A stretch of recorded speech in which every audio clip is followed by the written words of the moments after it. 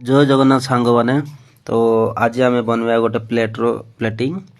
तो ये प्लेट आम सर्व करूँ तंदूरी बेबीकॉर्न जोटा आम व्हाइट मायोनिज नहीं साप भाया एपटे आउ सेपटे देचु देलापर से आम दबू drop drop green mayonnaise 7-8 drop खंडे एपट साइड दबू पुणी सेपट साइड दबू same drop drop red mayonnaise.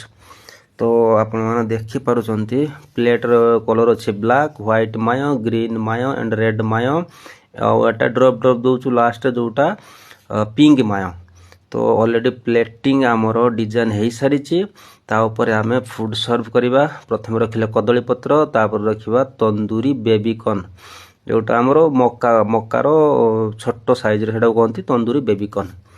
तो देखुं खाଇବା केमती दिशुची पूरा रेड कलर अच्छी तंदूरी बेबीकॉर्न साइड आम रखिलु एबे तंदूरी रो सलाड तापर आम रखिलु लेमन रो स्लाइस आ धनिया पत्र गार्निशिंग देलु बेबीकॉर्न ऊपर। बर्तमान आमर डिश रेडी। तो केमती लागला आमर प्लेटिंग सांग माने कमेंट माध्यम जनइबे।